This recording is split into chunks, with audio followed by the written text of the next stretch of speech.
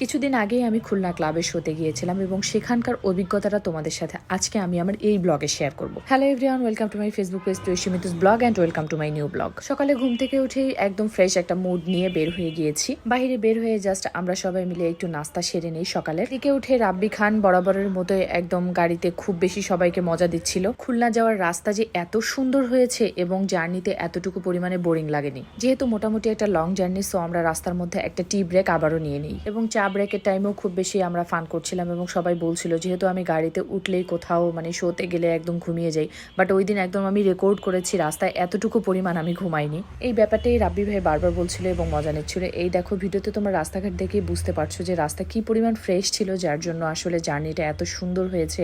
আমরা মাত্র 4 ঘন্টার মধ্যেই পৌঁছে যাই খুলনা ক্লাবে।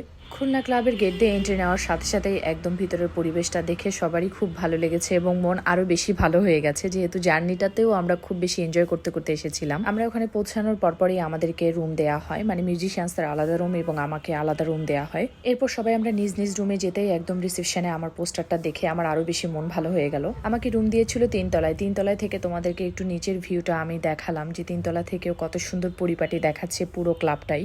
এরপর চলো আমি আমার রুমের ভিউ তোমাদের সবার সাথে একটু শেয়ার করি।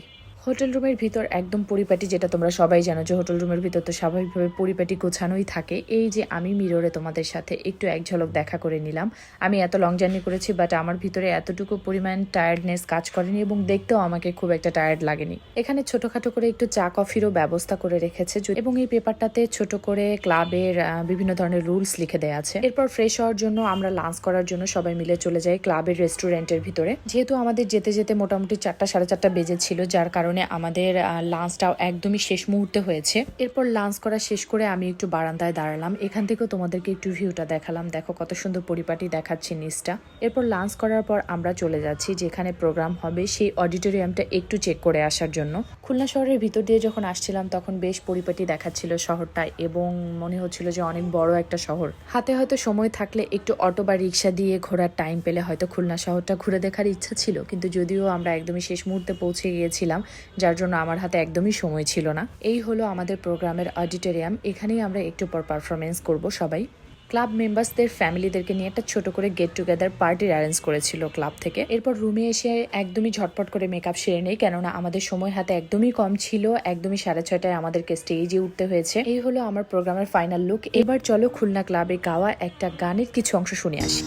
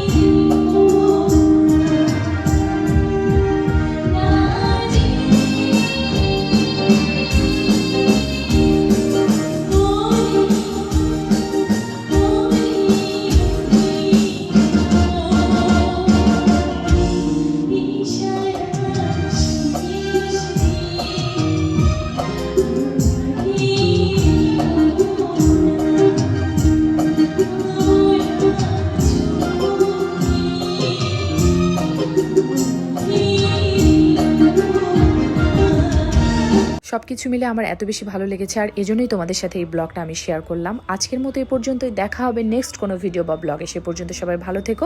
Do like, comment, share and follow please.